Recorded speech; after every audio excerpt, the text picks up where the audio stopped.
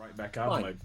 like nothing ever happened. Yeah, it's wild, man. It's wild. Well, it's great to meet you, and I'd like to begin our conversation with 4 years ago. This pandemic was really, we were Mm. trying to figure out how long it was going to last, what the ramifications were. How did you ultimately make it through that time period, and how did it change the way that you do business now?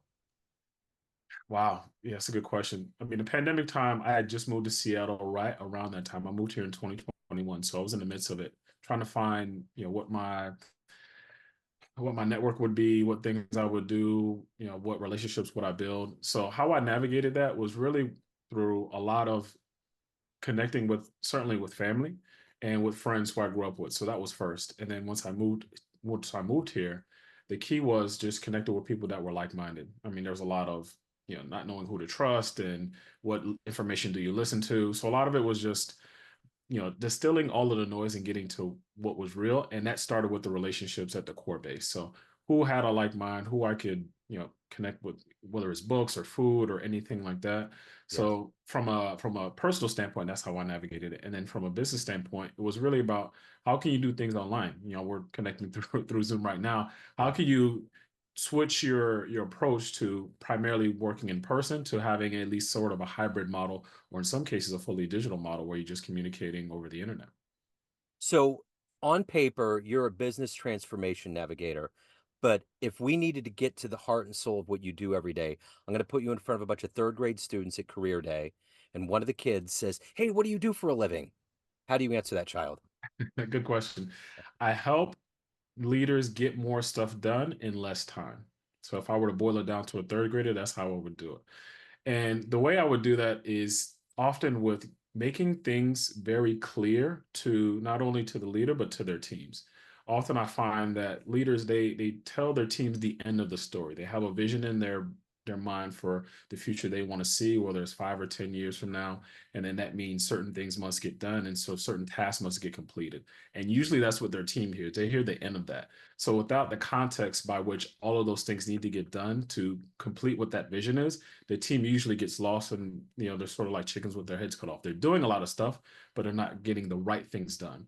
So bringing it back to your original question is helping more things get done in less time because there's the proper context and clarity on what actually needs to get done to achieve the vision in the future. So in this line of work, I mean, you're an expert at it. You see a lot of these businesses. What's the common mistake, the common thread that you have to immediately address before you can go into the process? I would say a common thread is lack of buy-in from the team. Yeah. For some of the same reasons I just talked about before. It's usually we have a project that we want to accomplish and we want to do these tasks, but ultimately there's not, again, the right buy-in. So the team is either going through the motions, which is never good, or they're doing partially things that they need to get done, and then they may be working on some other task. So that they're usually not focused on the tasks they need to get completed, or the things that they are working on, they're sort of just again going through the motions. So I would say a big issue is not having the right, again, context. The other component that really gets them in trouble is not having the right people in the right places. So you might have someone who is a visionary asking them to do administrative tasks. So they're not only really frustrated by the things that they're doing, but they're not even in their brilliance. They're not doing the things that really would make themselves shine and the organization shine. So there's usually a misalignment in the where people are placed and the things that they're asked to do as well. So what did you want to be in the third grade? What was your dream? My dream was to be a doctor when I was in the third grade. Okay. Did you get into medicine? A little bit. I mean, I studied biology, chemistry, and physics. I found out I didn't like biology that much. You had to cut a frog open, and I wasn't the biggest fan of blood. So I sort of moved away from that. I still incorporate some of those learnings, but the profession I didn't get into. So you had mentioned coming from Florida. Take me back to your childhood and what were these seeds that got into you to understand business and to get to a point where you're helping leaders streamline and get to a better place in their career? How did all this evolve into who you are today? Yeah, I would say one of the key moments for me, and this had not necessarily anything to do with business on its face, but one of my great grandmothers on my mother's side, she had came to visit with us for a few years, and she was in her elder years. She was late 70s, early 80s, but she was still bright as a button. She was cooking every day. I mean, she things that she loved to do. But the key piece, every day I would come home from school, we would sit down and have dinner, and she would tell me a story. And how that relates to business today is there's always a key story that people will latch onto that helps them move forward, whether they're in a frustrating time, whether they're trying to accomplish something big like a dream, or just get through their day to day. And the aspect of what she shared with me about how she grew up, the challenges that she faced, and how appreciative she was in spending time with me and disseminating those stories. The fact that I received that as a child, I couldn't process it at that time, but as an adult, I reflected back on it and said, you know what? That's the key is we all love a good story. That's why we watch movies and television shows. And that usually ties the things that we want to do from now until the things we want to do in the future. So the aspect of storytelling, I think, is the biggest key to my success as a coach is being able to convey what someone needs to do in a way that everyone can understand. So, who's been a hero for you in your life, in your journey? Who has been that inspiration? Certainly, my father has been a big hero for me. I mean, he's a retired lecturer. He growing up, he would work two jobs to make sure we never miss meals. You know, he was always just nose to the grindstone. Whatever was going on, he never let us see any of the stress or frustration that he had. He just made sure that he always had a smile on his face.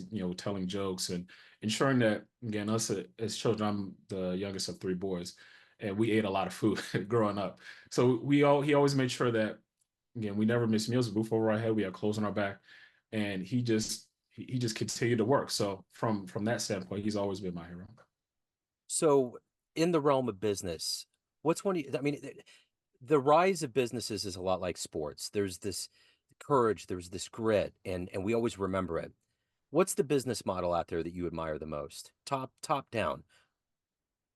That's a very good question. The business model that I would say, well, it depends. So if we were talking about a scalable business, you'd look Yeah. at something like an Amazon that was able to really grow with a model that really didn't make sense on its face. I mean, you start off selling books, and those are really low margin products, and then all of a sudden you're able to find certain niches like AWS, certain offerings there that we're able to really scale. So from an operational excellence standpoint, I truly appreciate what they've been able to do. On the other side of that, if you're talking about something that really, almost regardless of what they put out, will be somewhere like an Apple. So they have a very, very compelling narrative on who they are. And that shows in their products. They have a very artistic, aesthetic look to what they do. And they may not utilize some of the latest technology because they want to make sure their customer base will like what they do. So they focus on looks first and making sure it functions within the ecosystem. And I like that because that offers, and I can appreciate those as well. So, if you could meet one person alive on the planet right now that you find fascinating, spend some time with them, who would that be?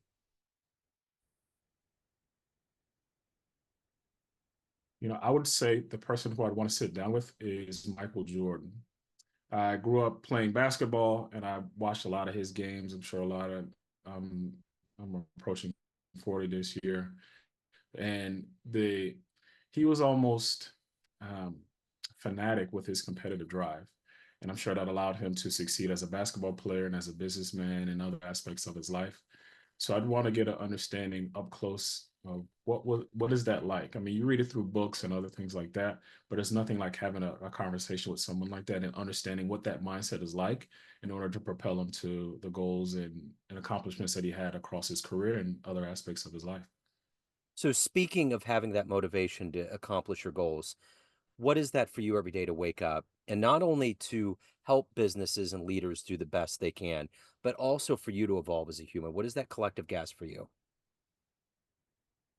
Well, for me, the motivation is to really make an impact on the world, and really, so I'm not necessarily here to change the entire planet, but I'm here to change the world that I occupy. So the people I'm in contact with, the leaders that I work with, inspire them to make the difference for themselves and for their families, because ultimately, small business is what makes the world go round. If we don't have enough small business, similar to what my father did. He had to work a lot to make sure that we were fed, And I know what that situation is like for leaders, right? They have a lot on their shoulders, and there's a lot of considerations for them. So if I can make sure that their children don't have to miss any meals, for me, that gives me motivation to wake up every day. So any good leader has to stand on the shoulders of giants. They get good advice. What's the best advice you've ever gotten? Hmm. Some of the best advice I got early on in my career was from a mentor of mine. I was in an operational role, and he had this saying. He would say, "Sales writes checks that ops has to cash, and it's our job as leaders in operations to make sure those checks don't bounce." And it was a funny statement, so we just laugh about it, but it was key to look at what the overall experience is like and ensure that whatever role you have a part to play in ensuring that you are successful and the teams and the organizations that you work with are successful. So that was something that again still resonates with me today, and I take that into the work that I do with my clients. So of all of the things that you've done and accomplished in your career, what are you the proudest of? Yeah, I'm the proudest, I would say, of there was a leader that I was working with a few years ago, and we had a really complex problem that we worked on. And ultimately, we were able to solve a profitability issue. And through that, he didn't have to lay off any of his staff, and he was able to make his Christmas bonus and give gifts to his family, and so did his staff. And I think that's the proudest I am in my career because the help I was able to provide was able to give their families a smile on their face. So let's say you had a dream tonight. You ran into the 18-year-old version of you. You could give that young version of you a piece of advice based on the life you've lived, the wisdom you've gained. What advice would you impart, and would that version of you listen? That's a good question. He would listen with one ear. The better question would he listen with both ears? But the Yeah, advice that I would give to my 18-year-old self would be start now. Don't wait on the right moment to happen because there is no right moment.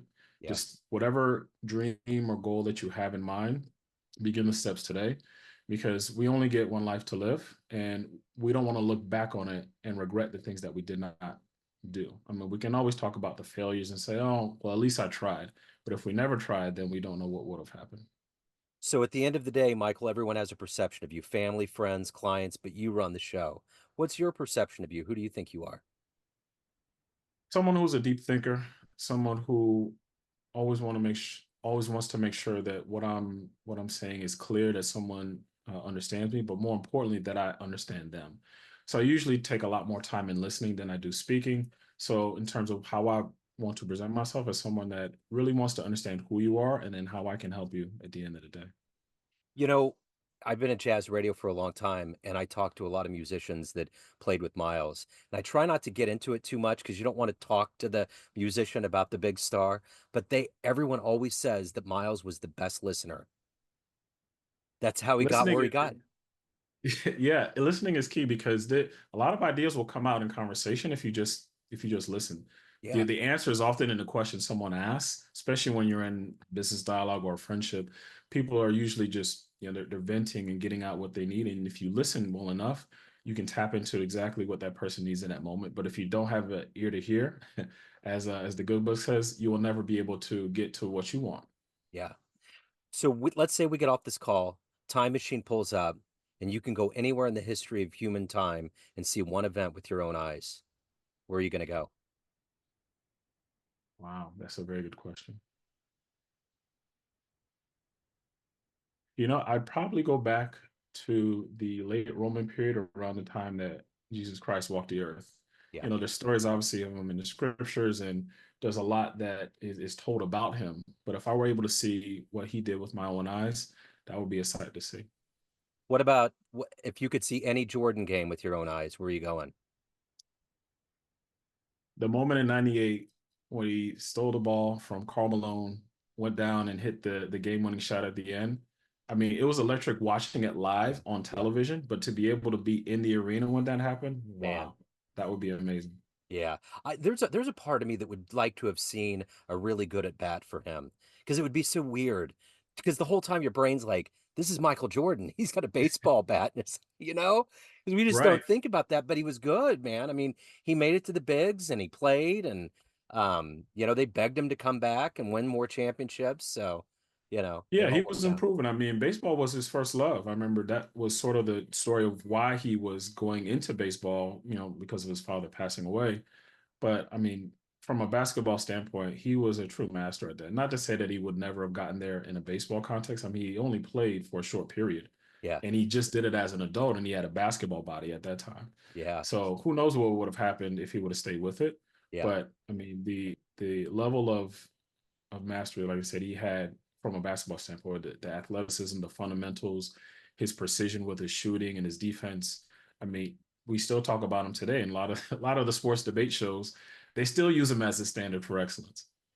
And that's the thing. I don't want to be the old guy where it's like, I remember when he played, there was a fluidity to him. There was this, I mean, even above Magic and all those other guys, like Kareem and everybody, they all had their flow, but Michael was different. Like he just glided. Everything he did was a highlight reel. Everything, you know, Absolutely.